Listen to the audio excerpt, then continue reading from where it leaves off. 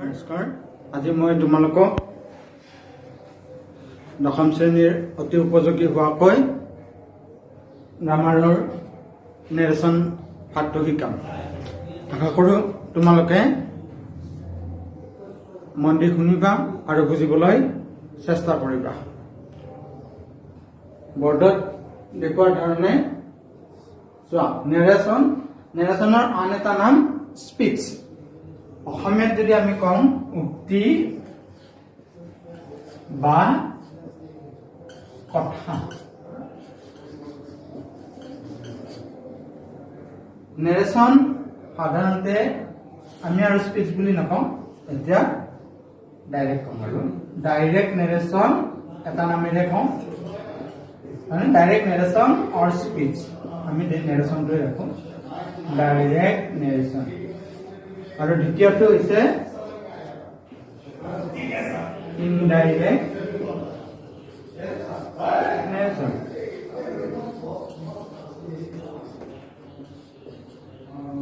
Direct নেৰেশ্যনক অসমীয়াত কোৱা হয় প্ৰত্যক্ষ উক্তি।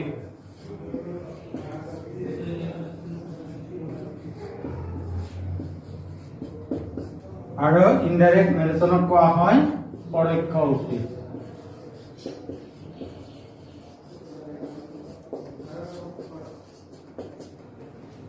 ডাইৰেক্ট নেৰেশ্যনক কোৱা হয় প্ৰত্যক্ষ উক্তি, ইনডাইৰেক্ট নেৰেশ্যনক কোৱা হয় পৰোক্ষ উক্তি। ইয়াত স্পীকাৰ,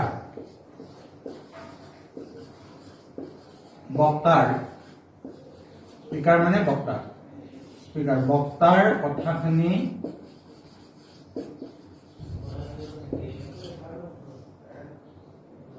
বক্তাৰ ভাষাত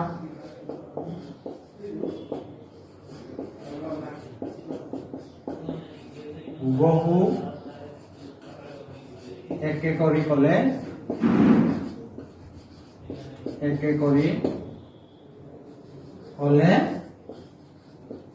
তাক ডাইৰেক্ট নেৰেশ্যন বোলে। ডাইৰেক্ট নেৰেশ্যন বোলে। ডাইৰেক্ট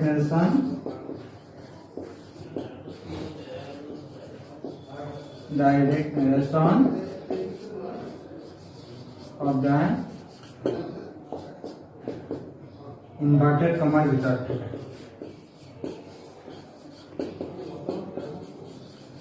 মানে চোৱা, ডাইৰেক্ট নেৰেশ্যন প্ৰত্যক্ষ উক্তি। স্পীকাৰ বক্তাৰ কথাখিনি বক্তাৰ ভাষাত হুবহু একে কৰি কলে তাক ডাইৰেক্ট নেৰেশ্যন বোলে। ডাইৰেক্ট নেৰেশ্যন সদায় ঊৰ্ধ্ব কমা অৰ্থাৎ ইনভাৰ্টেড কমাৰ ভিতৰত থাকে। ইনডাইৰেক্ট নেৰেশ্যন, স্পীকাৰ বক্তাৰ কথাখিনি নেৰেশ্যন কৰে। ইনডাইৰেক্ট নেৰেশ্যনত এই কমা নাথাকে।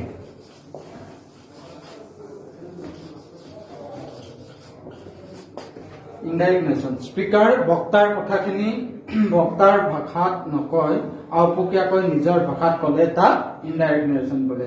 ইনডাইৰেক্ট নেৰেশ্যনত এই ঊৰ্ধ্বকমাটো নাথাকে। এতিয়া আকৌ চাবা, লিখিলা, লিখি লৈ এনেকে বক্তাৰ ডাইৰেক্ট নেৰেশ্যনটো কি আছিল? প্ৰত্যক্ষ উক্তি।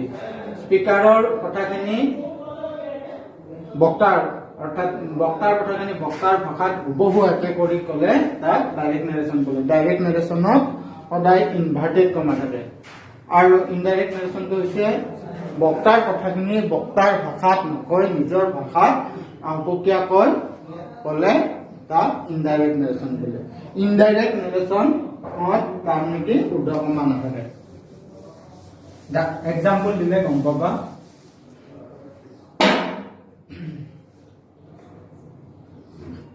He said to me,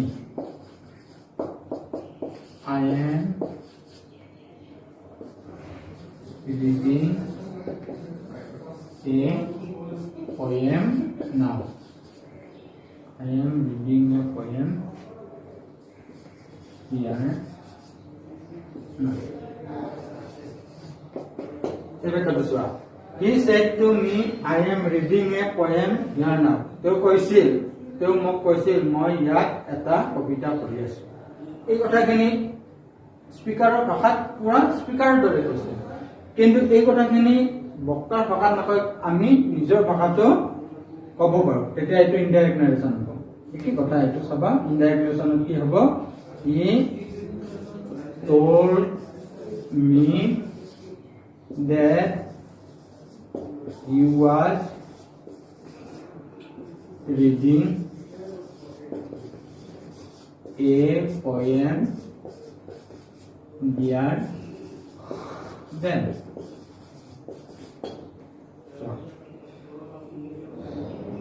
একেই হৈছে, কিন্তু ইয়াত কিছু চেঞ্জ হৈছে। এই কথাখিনি লক্ষ্য ৰাখিবা। ইয়াত আছে এই চেঞ্জ কি হৈছে, এইটো চেঞ্জ হৈছে, এইটো চেঞ্জ হৈছে, কলৈ গৈছে, চেঞ্জ হৈছে, এই চাৰিটা চেঞ্জ হৈছে। গতিকে এইখিনি হ'ল ডাইৰেক্ট নেৰেশ্যন আৰু ইনডাইৰেক্ট নেৰেশ্যনৰ উদাহৰণ।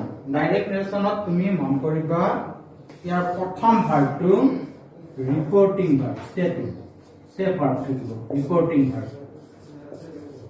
ডাইৰেক্ট নেৰেশ্যনত সদায় দুটা ভাৰ্ব থাকে, এটা হৈছে ৰিপৰ্টিং ভাৰ্ব, ইয়াত কোনটো হ'ব, ষ্টেটটো। আৰু এইখিনি যে এম ৰিডিং, এইখিনি হৈছে ৰিপৰ্টেড স্পীচ।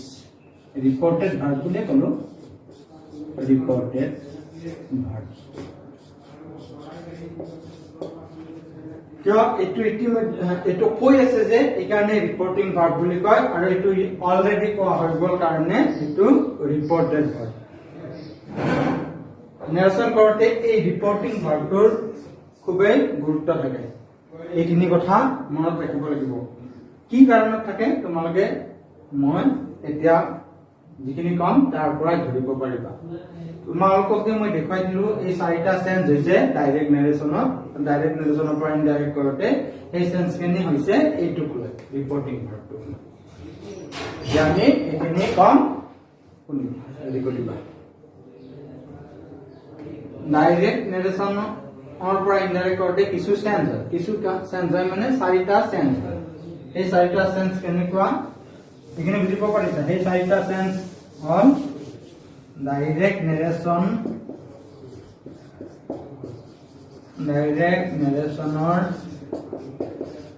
পৰা, লিখি ল'বা একেলগে, ডাইৰেক্ট নেৰেশ্যনৰ পৰা ইনডাইৰেক্ট কৰোঁতে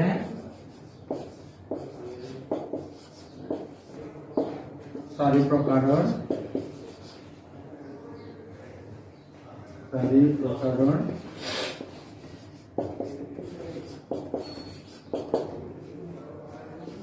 চেঞ্জ হয়। ডাইৰেক্ট নেৰেশ্যনৰ পৰা ইনডাইৰেক্ট কৰোঁতে চাৰি প্ৰকাৰৰ চেঞ্জ হয়। এই চেঞ্জবোৰ হৈছে চেঞ্জেছ অফ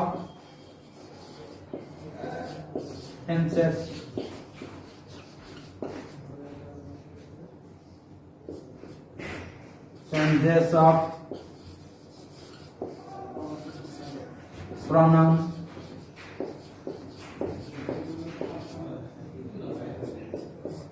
changes of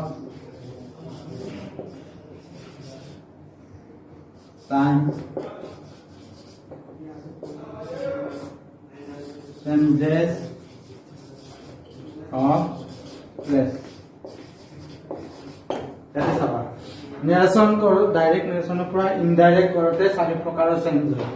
সেই চেঞ্জকেইটা কি হ'ল? চেঞ্জেছ অফ টেন্সেছ, কালৰ পৰিৱৰ্তন, চেঞ্জেছ অফ প্ৰনাউন, সৰ্বনাম পদৰ পৰিৱৰ্তন, চেঞ্জেছ অফ টাইম, সময়ৰ পৰিৱৰ্তন, চেঞ্জেছ অফ প্লেচ, ঠাইৰ পৰিৱৰ্তন। চেঞ্জেছ অফ টাইম আৰু চেঞ্জেছ অফ টেন্স আৰু চেঞ্জেছ অফ টাইম নিৰ্ভৰশীল, এইটোৰ লগত এইটো নিৰ্ভৰশীল। আৰু এই দুটাটো পৰিৱৰ্তন, এইটোৰ লগত হ'ব আৰু এইটো ইয়াৰ লগতে হৈ পৰে কিন্তু এইটো pronoun অৱশ্যে হবই কিন্তু চেঞ্জেছ অফ টেন্স আৰু চেঞ্জেছ অফ টাইমটো চেঞ্জেছ অফ টাইমটো চেঞ্জেছ অফ টেন্সৰ ওপৰত নিৰ্ভৰ কৰে আৰু চেঞ্জেছ অফ pronounটো হবই তাৰমানে কি দুটা এটা পৰিৱৰ্তন চিয়ৰে হ'ব আৰু এইকেইটা ঠাইত লৈ টেন্সত লৈ হ'ব the changes of tense এই যে এইটো changes of tense হয় reporting ভাৰ্বৰ টেন্স অনুযায়ী ৰিপৰ্টিং ভাৰ্বটোৰ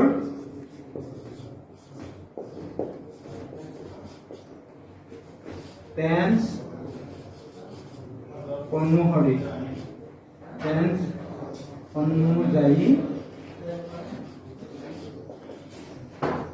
চেঞ্জেছ অফ টেন্সেছ হয় ৰিপৰ্টিং ভাৰ্বটোৰ টেন্স অনুযায়ী তাৰমানে কালৰ পৰিৱৰ্তন হোৱা ৰিপৰ্টিং ভাৰ্বটোৰ টেন্সটোৰ লগত জড়িত আছে কথাটো আৰু চেঞ্জেছ অফ প্ৰনাউন সৰ্বনাম পদৰ পৰিৱৰ্তনটো হ'ব বক্তাই কাক কি ধৰণে কৈছে তাৰ ওপৰত নিৰ্ভৰ কৰে যদিও আমি কিছুমান উদাহৰণ দিব পাৰো আইটো হয় যদি মেস্কুলিন জেন্ডাৰে কৈ থাকে তেতিয়াহ'লে আইটো হি হ'ব আৰু যদি ফেমিনিন জেন্ডাৰ হয় স্পিকাৰজন তেতিয়া সি হ'ব উইটো ঠিক তেনেদৰে কি হ'ব দে হ'ব ইউটো মি হ'ব আৰু আইটো অৰ্থাৎ বক্তাই মই ফাৰ্ষ্ট পাৰ্চনে যদি নিজে নিজৰ কথা কৈ থাকে আই সদায় আইয়ে হৈ থাকিব এনে থাৰ্ড পাৰ্চনৰ দ্বাৰা যদি স্পিকাৰ হয় তেতিয়াহ'লে ৰিপৰ্টেড স্পিচৰ আইটো ই নাইবা সি হ'ব আৰু সেইটো নিৰ্ভৰ কৰিব জেন্ডাৰ মেস্কুলিন জেন্ডাৰ আৰু ফেমিনিন জেন্ডাৰ স্পিকাৰ হিচাপত এতিয়া যে আমি কৈছো টেন্স টাইমটো কালৰ ওপৰতে নিৰ্ভৰ কৰিব আৰু প্লেচ টাইম মানে ইয়াত 1 ঘণ্টাটো আৰু 2 ঘণ্টা নহয় সেই টাইমৰ পৰিৱৰ্তন বুজোৱা নাই ইয়াত টাইম নামৰ শব্দৰ পৰিৱৰ্তন বুজাইছে যেনে নাম মানে এতিয়া তেতিয়া ইনডাইৰেক্ট তেতিয়া হৈ যাব দেন তেতিয়াৰে প্লেচটো সেই পৰিৱৰ্তনটো বুজা নাই গুৱাহাটীটো একেবাৰে দিল্লী হৈ যাব সেই পৰিৱৰ্তন বুজোৱা নাই প্লেচ নামৰ পৰিৱৰ্তন বুজাইছে যেনে ইয়াৰ দিয়াৰ ইয়াত এটা চেঞ্জেছ অফ টেন্সেছ ৰিপৰ্টিং ভাৰ্বটোৰ টেন্স অনুসৰি চেঞ্জেছ অফ টেন্স হয় ৰিপৰ্টিং ভাৰ্বটোৰ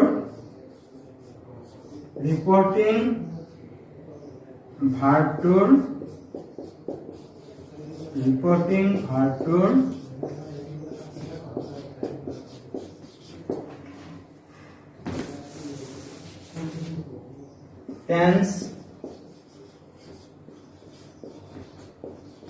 অনুসৰি ৰিপৰ্টেড স্পিচটোৰ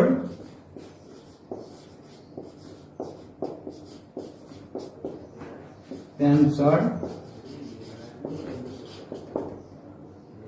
পৰিৱৰ্তন ৰিপৰ্টিং ভাৰ্বটো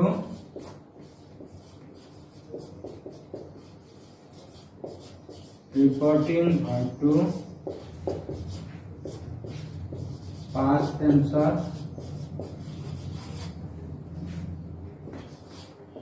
থাকিলেহে টেন্সৰ পৰিৱৰ্তন ৰিপৰ্টিং ডাইৰেক্ট নেৰেশ্যনৰ পৰা ইনডাইৰেক্ট কোটে চাৰি প্ৰকাৰ চেঞ্জেছ হয় সেইখিনি কথা ক'লো changes of tenses changes of pronoun changes of time changes of place আৰু ৰিপৰ্টিং ভাৰ্বটোৰ টেন্স অনুসৰি ৰিপৰ্টেড স্পিচটোৰ টেন্সৰ পৰিৱৰ্তন হয় অৰ্থাৎ ৰিপৰ্টিং ভাৰ্বটো পাষ্ট টেন্সত থাকিলেহে টেন্সৰ পৰিৱৰ্তন হয় প্ৰেজেন্ট আৰু ফিউচাৰ টেন্সত থাকিলে নহয়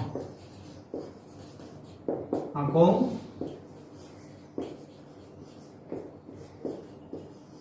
past tense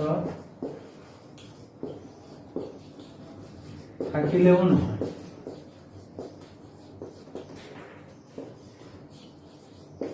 আকৌ past tense থাকিলেও নহয় যদিহে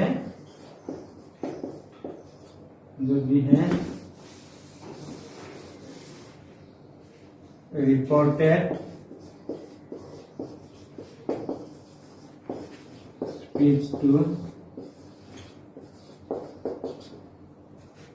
universal truth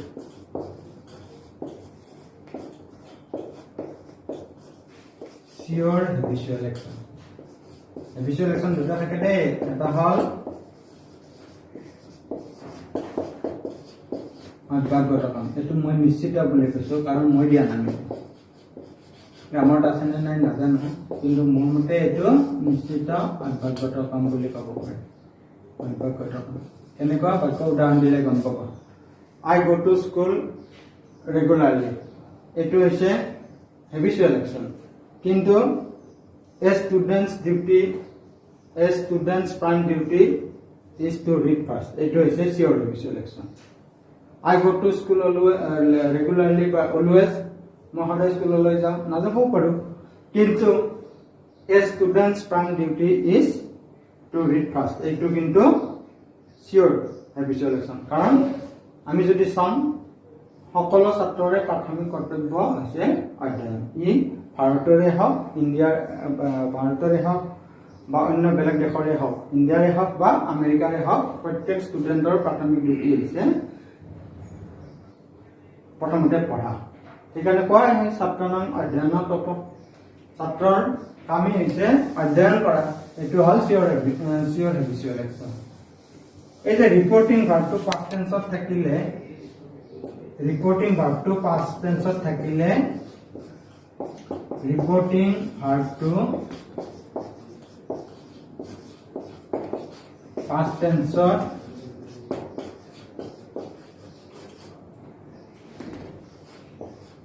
ৰিপৰ্টিং ভাৰ্বটো পাষ্ট টেন্সত থাকিলে টেন্সবৰ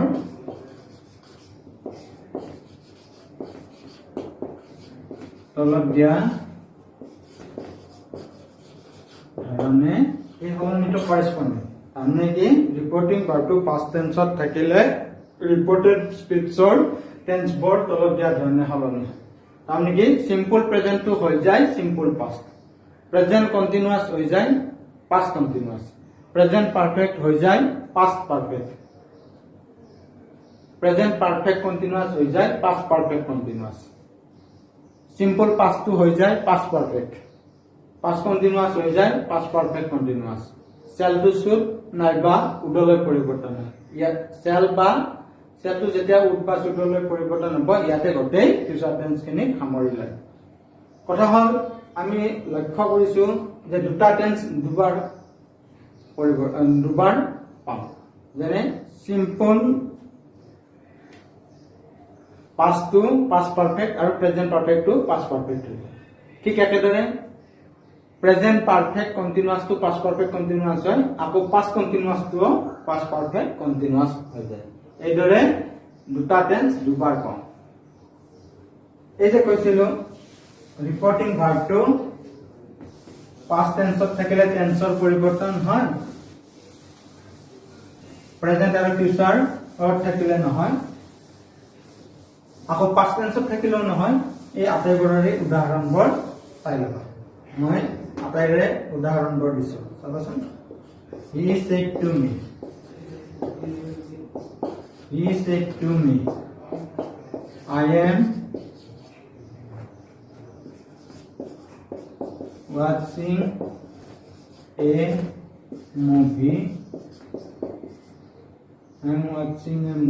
I am watching a movie Iyana চাৰিটা পৰিৱৰ্তন হোৱাৰ কাৰণে মই এই বাক্যটো দিছো চাৰিটা পৰিৱৰ্তন দেখুৱাৰ কাৰণে নেৰেচনত এই বাক্যটো দিছো ইয়াত চাবা ৰিপৰ্টিং ভাৰ্ব কোনটো সেটো কি টেন্সত আছে পাষ্ট টেন্সত আকৌ ৰিপৰ্টেড স্পীচটো কিহত আছে প্ৰেজেন্ট কন্টিনিউয়াস গতিকে ৰিপৰ্টিং ভাৰ্বটো পাষ্ট টেন্সত থাকিলে এই টেন্সটোৰ পৰিৱৰ্তন হ'ব মানে প্ৰেজেন্ট কন্টিনিউয়াসটো কি হৈ যাব পাস্ট কন্টিনিউয়াস অৱশ্যে তোমালোকে জানি লোৱা এতিয়া মই অ্যাসাৰ্টিভ সেন্টেন্সৰে নেৰেশনৰ উদাহৰণ দি আছো পিছত আৰু বেলেগকৈ যেতিয়া আমি বিখত আলোচনা কৰিম তেতিয়া প্ৰতিটো সেন্টেন্সৰ নেৰেশনৰ নাম বেলেগ বেলেগ এটো পিছত জানাম এতিয়া দিয়া চাবা উদাহৰণটো চাবা এটো অ্যাসাৰ্টিভ সেন্টেন্স এটো অ্যাসাৰ্টিভ সেন্টেন্সত পৰে গতিকে অ্যাসাৰ্টিভ সেন্টেন্সত আৰু সেইৰ হলনি টল ভাৰ্ব আহে গতিকে টেল ভাৰ্ব আহে সে ভাৰ্বৰ টেল ভাৰ্বটো ৰাখিব পাৰে বা সেইটো ৰাখিব পাৰে কথা নাই সেইকাৰণে আমি সেইটোক ফাৰ্স্ট ফৰ্ম টল ৰাখো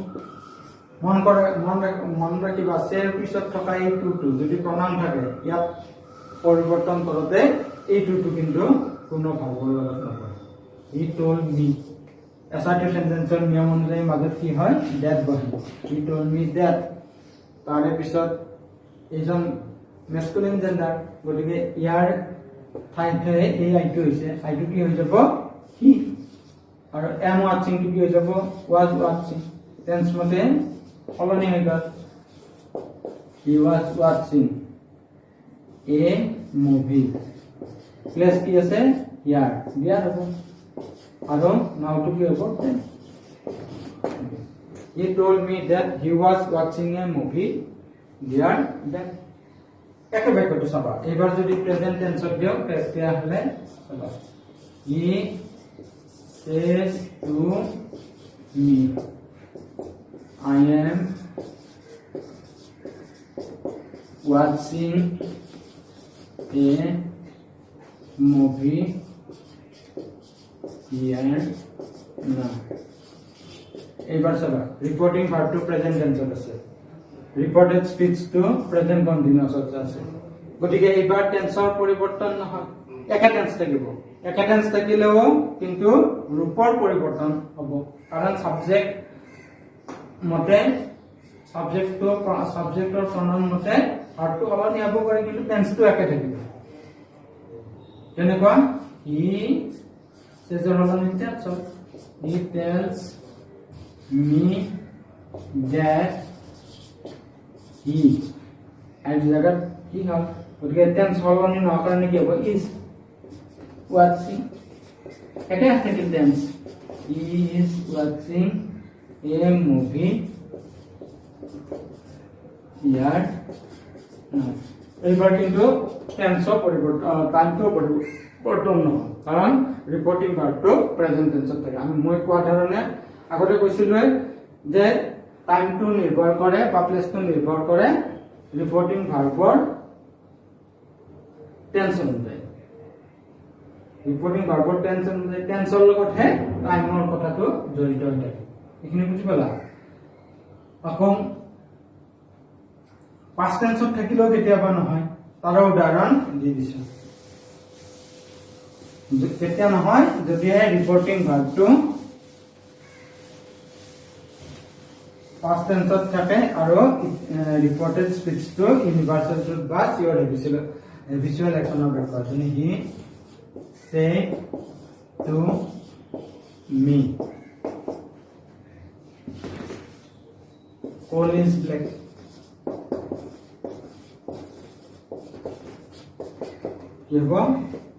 he told me or told me নহলে সেইটো ৰাখিব পাৰে he said to me or ৰাখিব পাৰে he told me that coal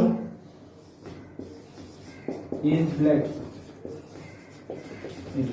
reporting verb যি টেন্স থাকে সেই টেন্সে লিখিব আসলতে কি হ'ব লাগিছিল was হ'ব লাগিছিল কিন্তু এইটো নহল কাৰণ এইটো ইউনিভাৰ্সেল ট্ৰুথ আকৌ চিয়ৰ ভিজুৱেল একচন অফ এইটো চাবা he said to me a student's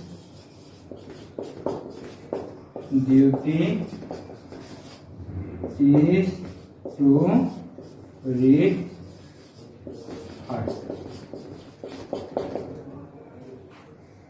Lesson to Sabha. In that too, he told me that a student's duty is to read first. ঠিক একেদৰে ফিউচাৰ টেন্সত থাকিলেও এইটো পৰিৱৰ্তন নহয়। এই বিষয়ে আৰু উদাহৰণ নিদিওঁ। এইখিনি হৈছে নেৰেশ্যনৰ বেছিক কথা। এইখিনি জানিলেহে আমি বাকী নেৰেশ্যন বিলাক কৰিব পাৰিম। এইখিনি নেৰেশ্যনৰ মূল কথা। তোমালোকে এই কথাখিনি ভালদৰে লক্ষ্য কৰিবা। পৰৱৰ্তী পৰ্যায়ত মই প্ৰতিটো সেন্টেন্সৰ নেৰেশ্যনৰ নিয়ম তোমালোকক ভালদৰে বুজাই দিম উইথ এক্সাম্পল, উদাহৰণৰ সৈতে। আৰু সেইকাৰণে আমি সেন্টেন্সবোৰ জানিব লাগে। ফৰ পাৰপজ, উদ্দেশ্য অনুসৰি সেন্টেন্স 5 প্ৰকাৰৰ আছে। প্ৰতিটো সেন্টেন্সৰে নেৰেশ্যন কৰাৰ নিয়ম বেলেগ বেলেগ। পৰৱৰ্তী পৰ্যায়ত মই প্ৰতিটো সেন্টেন্সৰ নেৰেশ্যনৰ বিষয়ে তোমালোকক জনাম। সেই আজি সাধাৰণতে আজি এটা অৱশ্যে জনালোৱে, এইটো হ'ল এছাৰ্টিভ সেন্টেন্স। অৱশ্যে ইয়াক নিয়ম আকাৰত কোৱাই দিয়া নাই। পিছৰ বাৰ মই assertive sentence, interrogative sentence, imperative sentence, optative sentence আৰু এক্সক্লামেটৰী সেন্টেন্সৰ নিয়মসমূহ সহিয়াই দি বুজাই দিম। কিন্তু সেইবিলাক নেৰেশ্যন কৰাৰ আগতে নেৰেশ্যনৰ এই বেছিক কথাখিনি প্ৰথমতে জানি ল'ব লাগিব। এইখিনি জানিলেহে তাৰপিছত নেৰেশ্যন কৰিব পাৰিম বাকী সেন্টেন্স বিলাকৰ। আৰু এইটো আমি ডাইৰেক্ট নেৰেশ্যনৰ পৰা ইনডাইৰেক্ট কৰাহে কৰাইছো। ইনডাইৰেক্টৰ পৰা ডাইৰেক্ট কৰিব কেনেকৈ লাগে পৰৱৰ্তী পৰ্যায়ত মই বুজাই দিম। ভালদৰে বুজি পাইছানে? জনাবা। তোমালোকে যি বুজি পাইছা, কিবা যদি বুজি পোৱা নাই তেতিয়াহ'লে নিজৰ মন্তব্য এই ভিডিঅ'টোৰ তলত প্ৰকাশ কৰিব পাৰিবা। আৰু কিবা যদি প্ৰশ্ন সুধিবলগীয়া থাকে তেতিয়াহ'লে মন্তব্য আকাৰে প্ৰশ্নবিলাক সুধিবা। আজিলৈ ইয়াতে মই ক্লাছটো সামৰিছো। পৰৱৰ্তী পৰ্যায়ত মই আগুৱাই লৈ যাম এই নেৰেশ্যনৰ বিষয়ে। নমস্কাৰ।